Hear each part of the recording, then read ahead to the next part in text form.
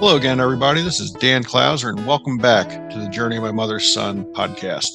I'm joined with Sarah King. I'm really excited about this. Just to give a little background before we start the conversation, Sandy and I went to the Philadelphia Folk Festival back in August, and one of the amazing talents that we were introduced to at that festival was Sarah King, and we just kind of ended up connecting through various comments on Instagram, and then started messaging back and forth. I decided to grab a couple of her stickers for the slide out on the RV, and during that exchange, I was like, "Hey, if you'd be interested in doing a podcast with me, I would love to have you on the show. I love talking music. Obviously, not a musician myself, as I always tell any musician that's on the show, but a true lover of music through and through, and a deep appreciation for those who are talented enough to do that. So, want to welcome to the show the 2021 Songwriter of the Year for the New England Music Awards, Sarah King. Sarah, thanks for being on the show today. Thanks so much for having me. Great. Absolutely. Looking forward to this. Like I said, it's we started talking shortly after the festival and started putting this in line, and we were doing some traveling, and you had some music coming out in October, so it worked perfectly that this show is going to go out on the day that you've got a new single coming out, Always and Almost. So talk to me a little bit about um, this song that's coming out on this single. You said you're kind of off from recording new music for a little bit, doing a lot of live stuff. So to get back in the studio and to finally have, it's like that day. It's almost like giving birth. That here it is, the day the song's coming out. Yes, So tell me a little bit about the inspiration behind the song, and a little bit about Always and Almost. totally. So as a songwriter, I tend to write kind of slowly. I'm not the type of person who's like cranking out songs left and right. And so my songs, like taking the time out of the studio to go play live and do other stuff, is actually good because it helps me write more songs. So over the last year and a half since The Hour came out, I've been slowly gathering the stories that end up making my songs. I read a lot, I listen to people, and then of course touring and playing live. And so Always and Almost, I actually started writing last year around this time. Shortly, like every year in September, I go down to Nashville for Americana Fest. And so I make a tour out of that. And last fall was the longest tour I'd done. It was like 4.5 weeks. Um, and while I was out, just I tend to write a lot while I'm touring too, like a lot of ideas. I don't sit down and write the song, but a lot of stuff comes into my head. And so the first like iteration of Always and Almost started kicking around about last October. And then over the winter, like there was just something that I was like, something about this song like isn't like I'm not digging deep enough, right? It's like I started writing it and I kept it too safe. I was like, oh, I'll just sing this generic line. And as I dug deeper, I realized that what I thought it was about when I wrote it wasn't what it ended up being about when I finished. And that happens a lot actually. Like I'll sit down and write a song and I'll be like, okay, this song is about this experience or it's about that person. And I finish and I'm like, oh my, no, it's about this. And I didn't even know I had to get this out of me. um, and so the song like digs a little deeper, actually digs a lot deeper. In the studio, there's a point in the song where in the bridge, while we were recording it, and I just started crying while I was singing the bridge, and I just had this moment of like I can't finish this take, like I'm crying, and you hear my hesitation in the take, that would because we ended up using that entire take. Um, you hear my voice kind of almost cut out for a second and then come back even stronger, and then like the whole rest of the song just has this extra emotion to it because I was crying the whole time.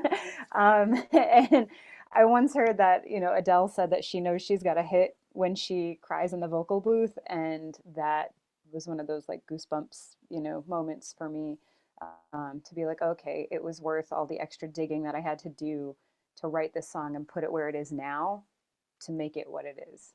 Yeah. Yeah. So it's really a process, and I love talking to artists about how that creativity works. So it sounds like you know the way you're writing songs, like you said, you're just kind of gathering snippets, and are there any pieces that end up getting thrown in the trash then and don't make it to like the final cut as you're kind of going through that process? Yes, there was an additional verse, always and almost, that didn't make the song. And I actually think that that's okay. Like it didn't actually belong in the song when it was finished. It might make it to a song later. One of my favorite lines I've ever written was actually cut out of one of the songs on the hour. I'm not going to say what it is because someone else will hear it and they'll be like, "Oh, I got to write that into a song." But I'm determined to like use that line in another song. So yeah, during the editing process, there's so much that like sometimes, well, their flip side, we'll probably get to another song later that was written very quickly. So sometimes I write songs really fast and like that's it. Like 15 minutes, the song is done, no changes needed. But other times, yeah, it's some of these more emotional ones that I really have to like go through with a fine tooth comb and be like, did I tell the story the right way? Did I say everything the way that I meant to say it?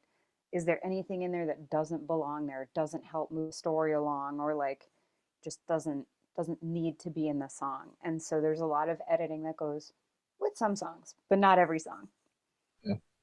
Yeah. Now, and again, not, certainly not a songwriter, but, as an author of a couple books, there's times for Mm-hmm. me where, the writing process, I've heard other artists say this as well, where a lot of times you don't necessarily find the inspiration or the creativity finds you.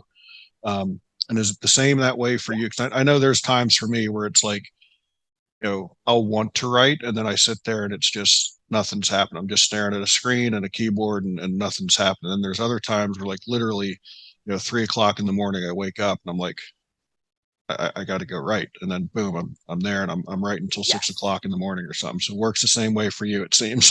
So, Absolutely. Yeah. Like I feel like I've said this for a long time and I used to think that I was like special, but I'm totally not. I used to be like I realize now that everybody feels that way, right? Like there are definitely people who like sit and they're like, all right, every day from 10 to noon I sit down and write, and like that is not me. I do collect a lot. I'm a voracious reader. I love like reading and getting stories and snippets. Like I'll read a line and I'll be like, oh, that was beautiful, and I just write that down in my little like lyric thing on my phone. Um, and then when it's time to write, I'll kind of go back through and be like, did that phrase, is there anything in that phrase I can take to help tell this story? Um, but yeah, I mean, that kind of goes back to how I write slow.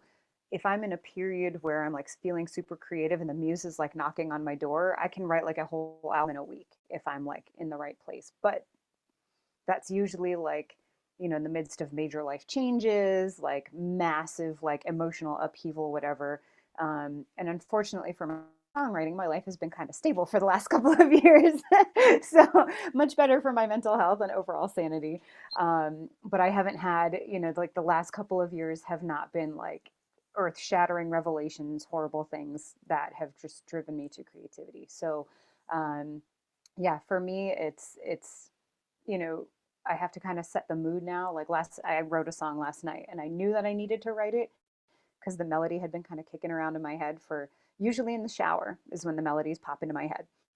And it had been kicking around in the shower for like 2 weeks. And I'm like, okay, this song wants to come out. So I had to like sit down and dim the lights and put on a candle and I made myself a hot toddy, cold here in Vermont, and like sat down. And the song has been stuck in my head all day today. So I think that's a good sign.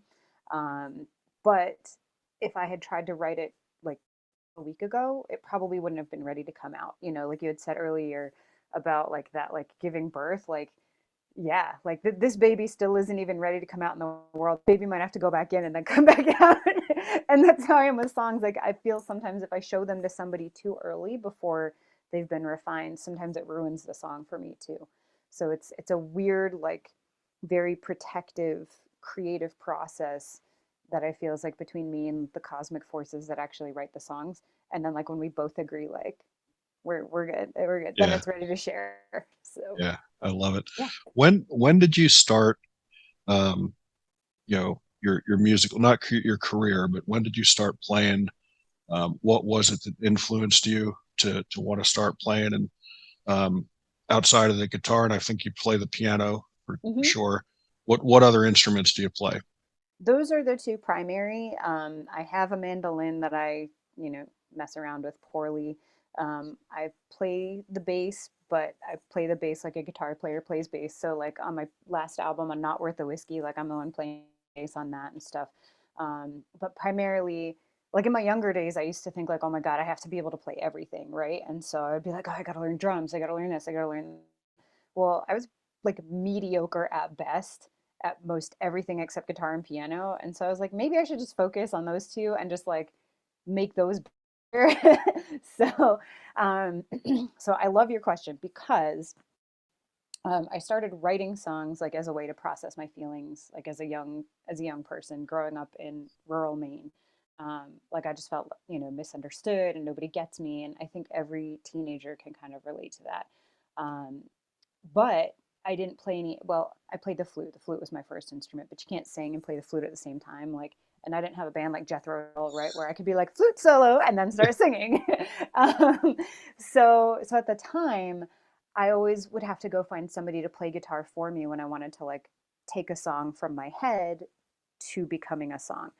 And it was without fail, it was always a boy. It was always a boy who could play guitar. There were no girls that I knew who played guitar. And even as a teenager, like I was like, rawr, like there it can't just be boys playing guitar. And so one of my friends, like she kind of played, but her dad played. And so like between the two of them, they taught me a few chords and I borrowed a guitar from my school. And then I saved up all my money. And on my 18th birthday, I bought myself my first guitar. And it was primarily to be a songwriting tool so that I could actually bring my songs to life. So, and then my voice teacher, because I did have voice lessons, and she really encouraged me to play piano because it was also helpful for your voice to be able to work on your ear and your scales and all that stuff. So, then in college, I studied piano, and I didn't ever actually study guitar in college, but just continued playing and writing. Um, and that's kind of what drove me is that I really wanted my songwriting to get better and I wanted to be able to get out and play by myself without having to get a boy to come and play guitar for me. That's cool, and that's amazing. That definitely not the answer I expected because usually it's like I started playing and then I was playing for 2 3 years and then I decided I'd start writing my own stuff. Where you were actually writing songs long before you even started playing an instrument, which Yep. is really amazing. So at heart you're probably a poet, who turned those Writer. that Yeah. poetry into songs, which is really cool. Yep. I love that. Yep. Um, and then it's just really been recently that you decided to jump in with both feet, in Mm-hmm. the music industry. So before we get to where you're at today, tell me what it was like, trying to hone your craft and then work quote unquote a regular job, um, and then what led to what now I'm gonna jump into this thing and see where it takes Yeah. me. That is a great question, actually. I think a lot of it stemmed from like I'm not from a musical family. So my family was like, you're gonna go to college, you're gonna get a job, you're gonna do this, you're gonna do that. And as a young person, like I didn't really know, you know, that I had options. I didn't know that I could say, that's cool, parents, but I'm gonna go do this. You know, like I wasn't strong enough to do that at that age. I didn't have the life skills and the tools that I needed to do that. So I followed their advice and I went to college and I got a job and you know, and I was always playing. But yeah, it was like the weekend warrior thing, right? Like you go play, you play in some bands, you do whatever. Um, and then like what really did it for me, there were two things.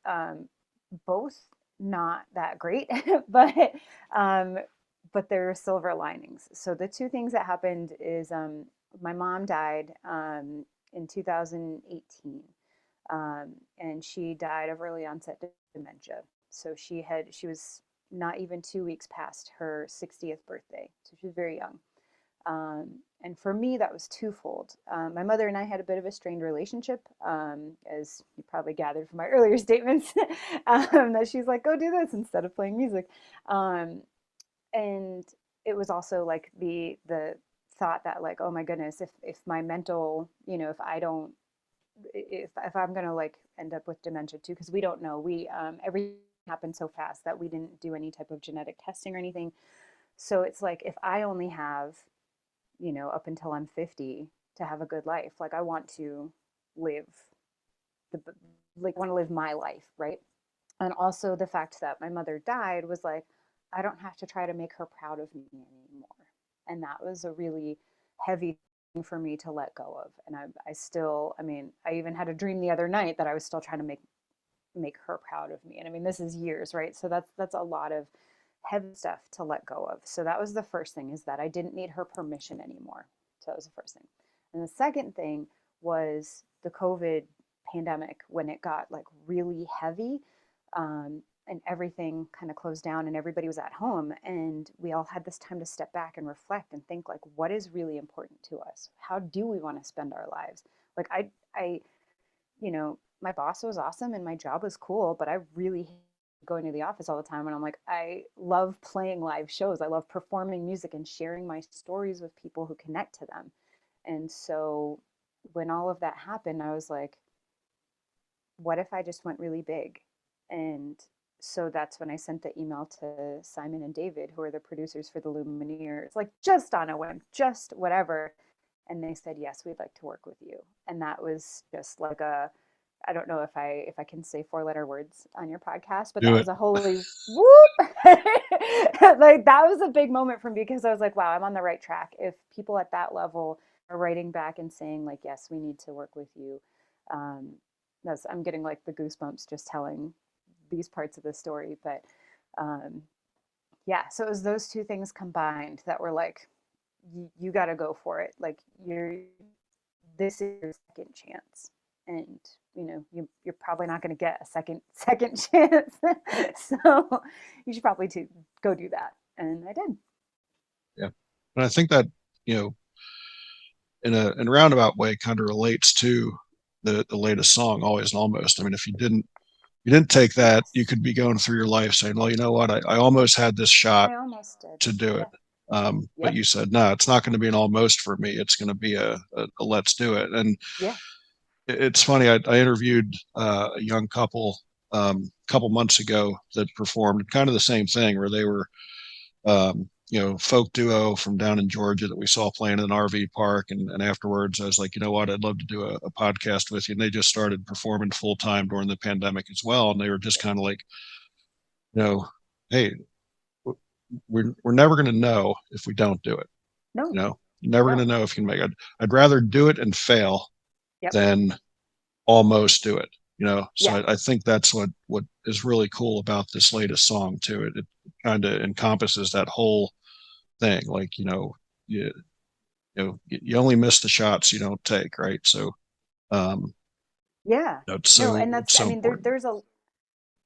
there's a line, the first line of the song, almost won first place, that is directly related to a songwriting competition that I had entered and didn't win. And I don't want to get into specifics with that, but the fact that that was a few years ago and that was still sitting in my mind was like, yeah, I was like, I almost won first place, but I'm not going to let that define me, right? I'm not going to sit there. And that competition actually was a little bit of the catalyst too, because there's part of me that was like hinging everything on this competition. And when I didn't win, I was like, well, so one of the prizes was like recording time at a studio and stuff like that. Um, and I just moved to Vermont and I didn't know anybody and I didn't know any studios or whatever. So I woke up one day and I was like, well, I don't need their studio time. I can just go make an album. Like I can go back to Georgia and make an album with my old band and my old friends. And so I texted the guys and I was like, hey guys, it's been a couple years. Y'all want to make a new record with me? And they said yes. And so did. So that's what we did in 2018. That was what I did, to kind of prove to myself. Like that was like the starting point, and then it was like everything kind of scaffolded from there. Yeah. And then it, again, kind of parlays to you almost won first place. And then, there you are in 2021 being named Songwriter of the Year for New England You got it. Award. So, Yeah. Yep. kind of perfect time to talk about the B side of the song, coming out today.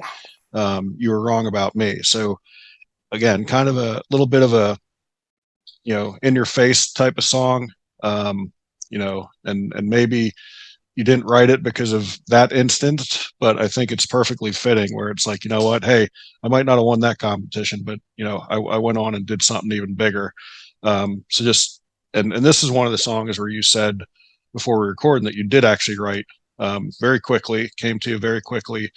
Weren't even really planning on recording it, and then once you got to the studio, it just came so quick. You're like, hey, let's do it. So talk a little bit about that process and why you think that song came so quickly to you compared to Always and Almost. Yeah. So You Were Wrong About Me is a super, super fun song to play, super fun song to write, is a perfect complement, I think, to Always and Almost. I feel like the two, they're an A and B side, and I feel like they're A and B sides of the same situation. They're both looking back at the past. And yeah, Always and Almost is like, I almost did this, and You Were Wrong About Me is like, good thing I didn't listen to you. Um, and so the writing process for that one, a lot of my songs do come out of me like pretty fast. And one of the things that has been challenging in the pandemic is I don't often like to write like when anybody's around me or in the place where I live because it's where I do the dishes and, like rake the yard. And so um, I was, I had just gone out and played a show in New York City, and I was staying with a friend right outside New York City because we were going to the studio the next day in the Woodstock area. So it didn't make sense for me to come back to Vermont and go back and forth. So I'm staying at my friend's house. He had gone to work, and I'm just hanging out before the show starts. And like this melody, again, like I went for a walk, I took a shower, melody popped in my head. I was like, okay. So I sit down and I start writing a song, and I'm like, wow, I did not know those feelings were still there. So that song was inspired by a venue that just like said thanks, but no thanks. Like, didn't even listen to my music. I know because I have like the stats on everything. And they were just like, oh, no thanks, we're not interested. And that just bothered me so much because they hadn't even given me a chance. They didn't listen. They didn't care who I was. They were just like, no. And again, that was from a few years ago. And so I was like, wow, I've been carrying that weight around for a while. And the song just like flew out. I mean, there's a line in the second verse. It's like, you're never going to be the boss of me.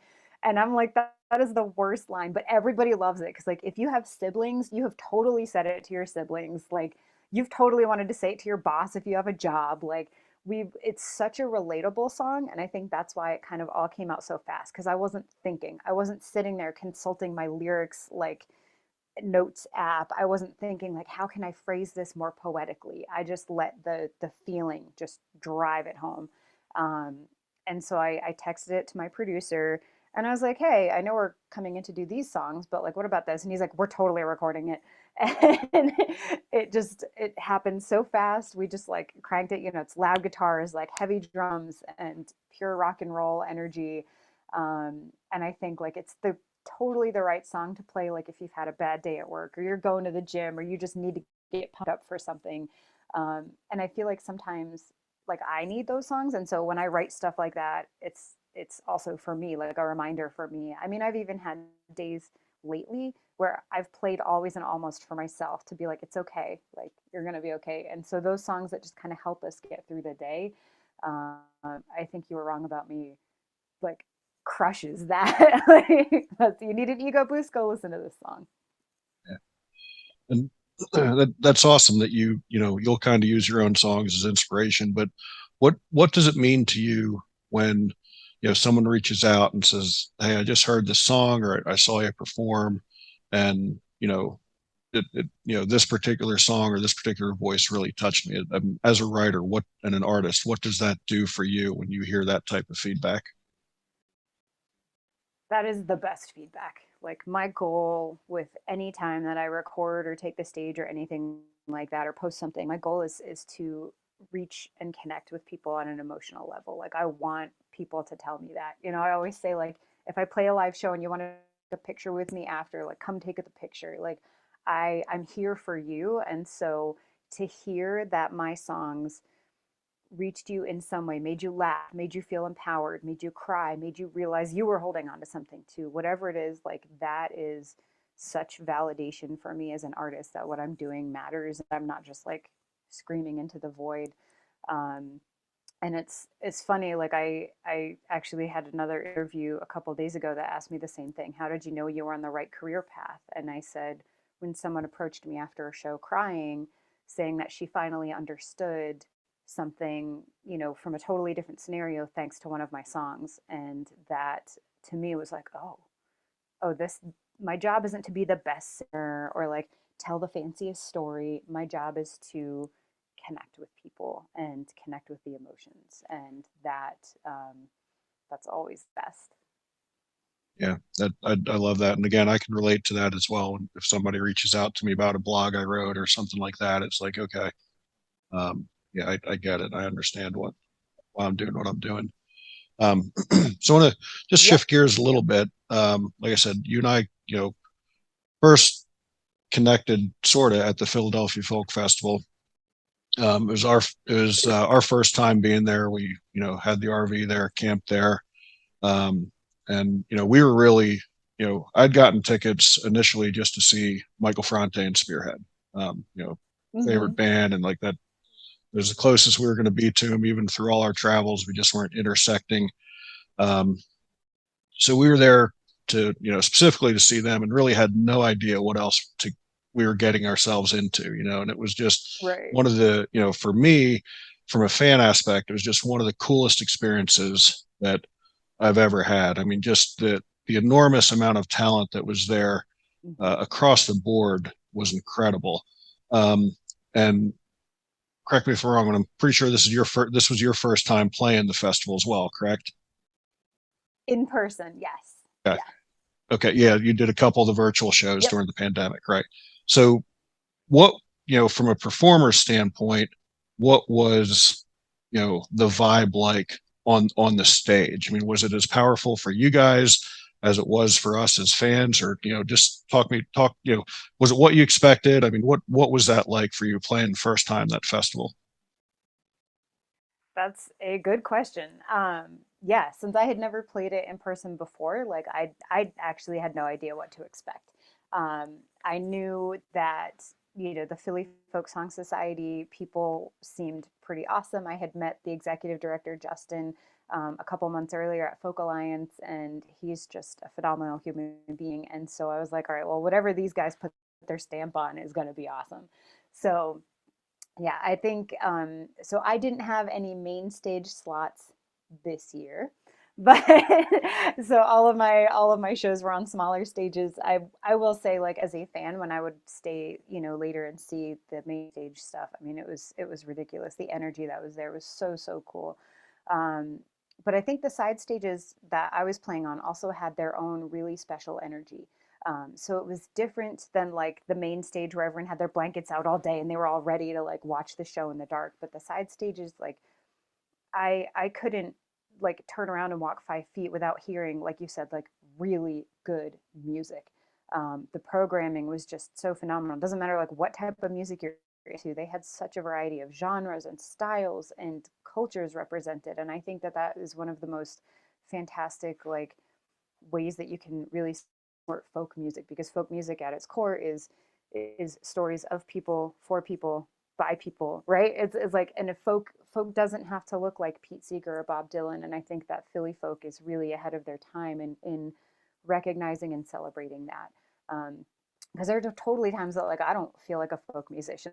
There's a lot of electric guitars on the new record, right? And we all know the Bob Dylan story. So, um, so to be reminded that like no, it's I'm still telling stories because they're real life stories.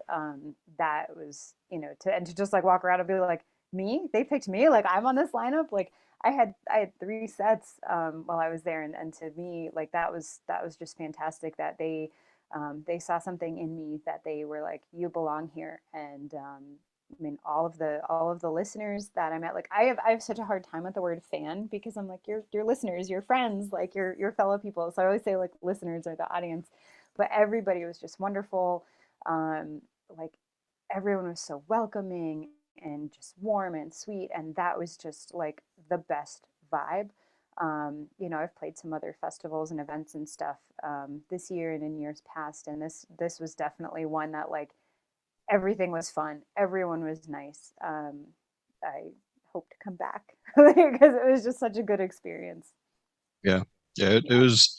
Like I said, unlike anything that I've experienced, yeah. it was incredible. And then, what I thought was really cool is a lot of the performers were actually staying, in tents in the campground, and right there on site. Hmm. Where did you stay at during the festival? Were you out in the campground, or did you stay at a hotel?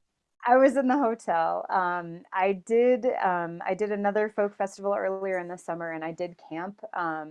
But I discovered, like, I've done. We talked about this briefly before, where like, I've traveled and like lived in a tent for a year and stuff. But it's been a little while, and now that I live in Vermont, man, I am so sensitive to the heat that the other festival I camped at, I ended up having to leave a day early because I was getting dehydration headaches at, like all day long. Like I was like grumpy because I was like not feeling well, even though like I've always got my water. I had hydration tabs.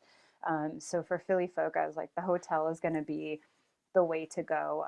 And that was good because I did get a good night's sleep. I was refreshed every day and I like felt really good. And I think for me personally, on days when I'm working, like on days when I am performing, like, it's my job, so those are the days I work. I do want to get a good night's sleep. I do want to feel rested and hydrated and all of those things that are important to me to bring the best performance out. Because if I'm struggling mentally because I have a headache and I'm uncomfortable, I can't put on a good show, and I'm probably not going to be much fun to hang out with. And I would much rather be fun to hang out with. So, Yeah, yeah. If you were sleeping on a rock all night or something, that's not going to put you in the best mind frame for you sure. got it. Yep. But Yep. I mean, I found it amazing just as we'd be walking back to the RV section of the campground, and going through the tent area. Um, I mean, there were some incredible musicians, that weren't even on the stages there, Yep. that were just playing late at night, and having a sing along, Yep. and that was just the atmosphere to me that was so cool, about the whole thing. And it was kind of Totally. funny because I'd actually went on like this big time, Woodstock binge during the pandemic, where I watched all kinds of documentaries on Woodstock, Yep. and so when we were, I was telling you about in 2020 when we went up through New England in the fall. On our way up there, we actually stopped and at the Woodstock site, and to kind of Yep. experience that, and feel those like almost like hallowed grounds as you're walking around there. Mm-hmm. And Mm-hmm. then Sandy and I were walking around the folk fest. We're like, this is the closest thing we're ever going to get to Woodstock. Is like this is Yep. the atmosphere. And like you said, it was just everybody was friendly, everybody was happy. Nobody was Mm-hmm. griping about anything. I mean, it was hot. It was super, super It hot, was hot. and you didn't It, hear anybody, yep. complaining about it. It was what it was. They're all there for, for the music and for the good time, and just, enjoying everybody's company. You weren't, there was no political talk, no, none of that stuff. It was all about the music, and as we were talking Mm-hmm. to some of the other people, I mean, there had been people that we had met that had been going there since like 1969 and stuff, and it Yeah. Yeah. Since really it was like started. a family. Yeah, it was crazy to see that. Mm-hmm. So I definitely, I don't know what our schedule will be like yet for 2023, but um, if we're in Pennsylvania at that time, I definitely hope to get back. And if we do, I would hope that you're on one of the main stages at that point, because you definitely deserve to be there. I hope so too. So, Thank you. um, so what's going on right now? Are you you got some touring dates coming up? Um, Apart from the single that's coming out, is there some other music to follow that? Like what's the future hold here in the next couple months for Sarah? The next couple months are kind of quiet, regroup and refocus. I actually don't have any dates booked from here to the end of the year, which is kind of typical. Again, living in Vermont, like getting off the mountain. Like I literally live like on a mountain, and so getting off the mountain in the winter can be a challenge. So, but that's pretty normal. That everything kind of slows down in the fall, but my focus now is, yeah, getting these singles out, and then I have two more songs coming out in November. So we're kind of doing more like the digital push, kind of trying to really build that audience. And then next spring, I'll start getting back out and touring. I do have, so these two songs are the first of a forthcoming full length album that I'm very excited about. So I have to finish writing the songs for the record, and then I have to finish recording them, and then getting all of the videos done, all the assets, and then like assembling the team that we're going to have to work on the whole record when it's out. Um, so the next few months is kind of going to be that, and then like rehearsing with the band, getting us ready to go, so that next year we can kind of hit the ground running when everything is ready to just go out into the world. So the goal this fall is to get these singles out the door, kind of get the vibe of like what people are really digging the most, and that's going to influence a little bit of how we record the rest of the songs. So I know like Tyler Childers just released some music, and it's like the same group of songs done three different ways. And I think that is such a wonderful commentary on the songwriting and recording and releasing process, because any song can be done in so many different ways. Um, and so yeah, for us taking a look at, for me and my producer, for us to look at what is really speaking to people, that's going to kind of, it's not going to dictate, but it will inform kind of where we go. Already, you've heard in these two songs, I'm playing a lot more electric than acoustic guitar. I've got a full band. Um, and so I'm having, a lot more fun with that, and just kind of seeing what resonates with people. Do people really like more when it's more rock and roll, or are they really into the more, soulful ballad stuff? Because I write the songs of my own stories, but I write and perform for the listeners. Like, I'm here for you. So if something is speaking to people, I want to continue to speak to that. The story will still be told, but I want to do it in a way that people are like, yeah, we can relate to this. We can grasp this, and this makes sense to us. Um, I'm pretty sure if I like, I don't know, did something completely off the wall, like, I don't know, came up with like a chamber orchestra arrangement of one of my songs, it might sound really cool, but that probably wouldn't be what people are expecting from me, or what they would come to me for. That's, I guess, kind of where it sits. Like, what do people look for when they come to my music and come to my shows? And I want to give that to everybody, because my cats don't care. Like, I can sing whatever I want all day to my cats. Like, I'm here for people that my music speaks to. Yeah, So yeah. that's cool, and it's interesting to me, just the process now and how things have evolved. When you think of years ago, it was really unheard of to be able to just release songs, two by two, so to speak, before the whole album is. Mm-hmm. Normally you've got a collection of 10 or 12 songs, and then boom, the album's out, and it's just thrown out there. Or here you're, Yep. it's almost like you're That's able it. to do like market research as you're, you know, putting Yep. the each song out there and seeing how it's received to how it ends up being the final product. So it's huge Yep. advantage to be able to take care of that technology and release it the way you're doing it now. Um, Totally. Yeah. who were some of your personal musical influences as you were growing up and developing your own style? The first one that always comes to mind is Sarah McLachlan. As I was a younger musician, um, I collected, like, once I first heard her music, I collected like all of her albums, and everything was just phenomenal. Everybody knows her from like the animal shelter commercial. That's sad, but she's actually, really great guitar player, really great rock and roll performer as well, and an excellent pianist, and really just wonderful songwriter. And I think what I love the most about her, and what really drew me to her, is that, like, she's this warm and wonderful and welcoming and happy, great person, but she's still tackling a lot of these really heavy and dark topics in her songs. And I feel like that is like super relatable to me, because I don't know, I hit upon it recently that I'm like, oh, I tell folk song stories in rock and roll packaging. So, I tackle, so these two singles that are coming out, it's pretty obvious. The next two are a little heavier. And I think sometimes people don't know what to do with my heavy and dark stories. And I feel like that kind of happened to Sarah McLachlan too. There's some of her songs that were really, radio hits, and some of them were not. But those are the ones that spoke to me in times of like darkness and despair. So she was like one of my earliest musical influences. And then, as I like got older and learned to play guitar and stuff like that, like, loved Led Zeppelin, did the same thing, collected all their albums.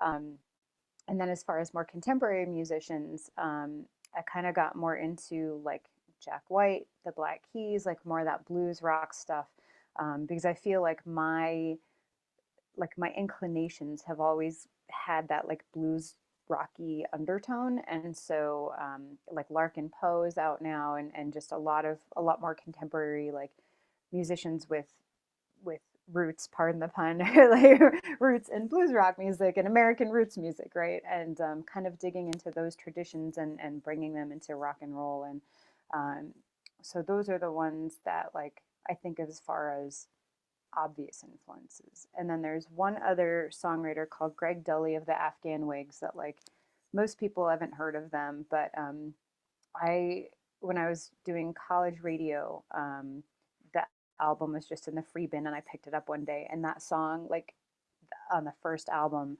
spoke to me at a time when I was really struggling, and I have just loved everything that he's done since. I've seen him play live more than any other contemporary musician.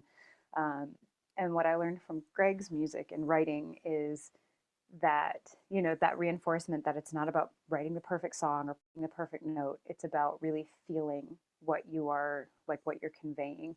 Um, One of my favorite things, or one of my favorite albums, is one of his bands, the Twilight Singers, live in New York.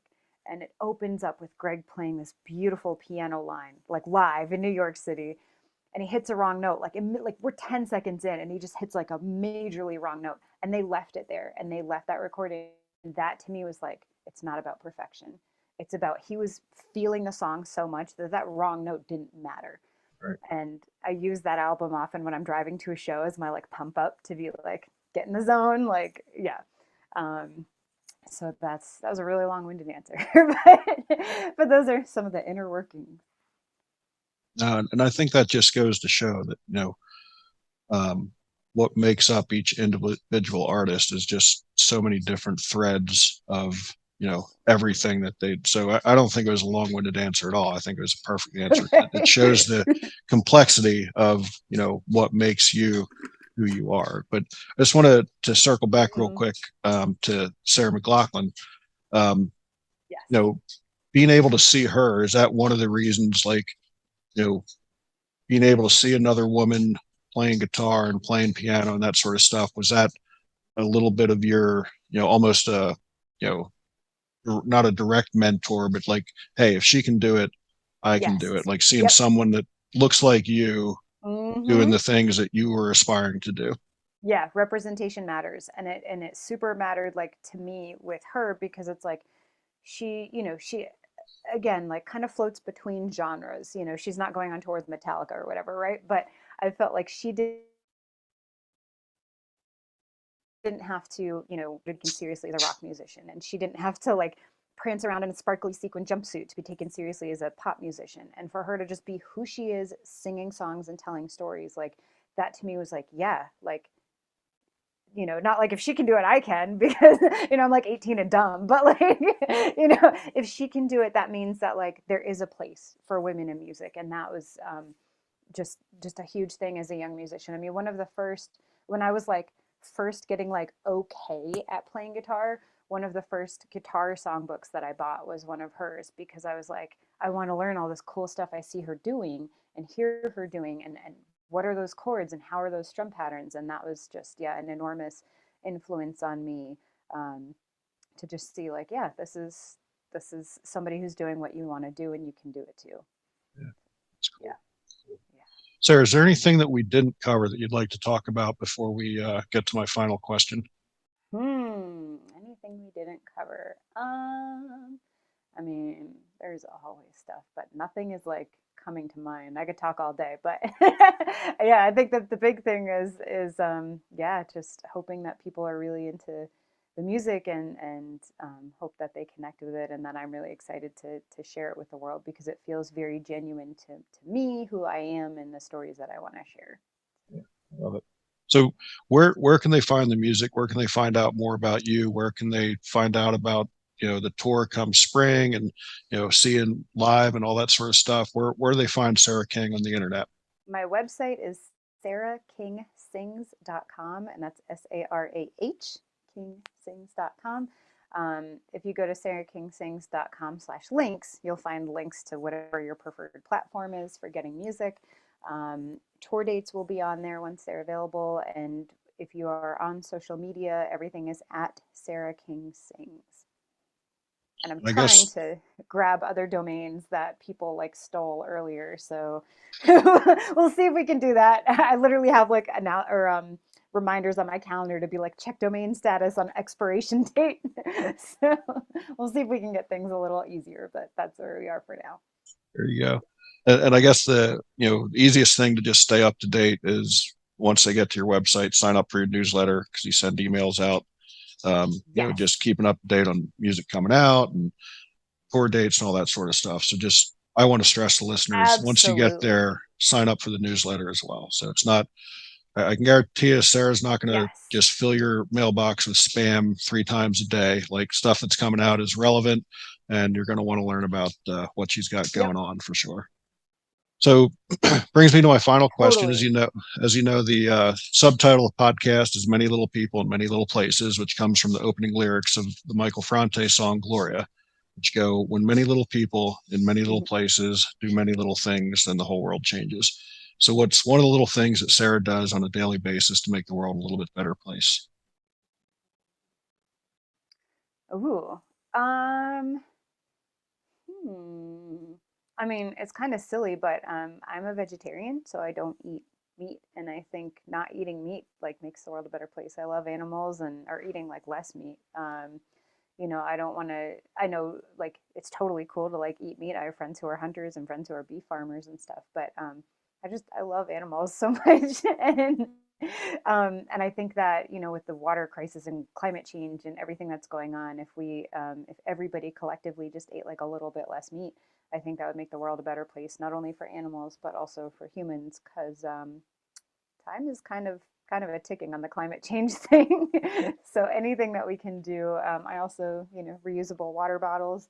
Um, but those are probably the top two things that I just generally do without even thinking about it. Like it's just part of my routine. And I think creating good habits and routines and stuff like that just make it easier to stick to instead of being like, oh, like I could never not eat meat. Like just be like, oh, I'm not going to have a burger 3 times a day. And wow, it's so much easier. And then, yeah, then there's um, more land for trees or various crops and stuff, and less animal suffering. Your health will probably improve. Not you, but just general you. And yeah, so and I don't mean that in like a preachy way either. Like I don't think it's like a holier than thou thing. I just feel like it's a good thing that we can do. A small thing can make a big difference. Love that. I love that. Really enjoyed the conversation, Sarah. For folks out there listening, be sure to check out my other podcasts and blogs at journeymymotherson.com or danclouser.com. Sarah, again, I really enjoyed this conversation. Wish you the best of luck with the new songs, and definitely want to see you live again down the road, and we'll look you up and we'll get that picture taken at that time. Yes, thank you so much for having me. This is a lot of fun. You bet. I enjoyed it.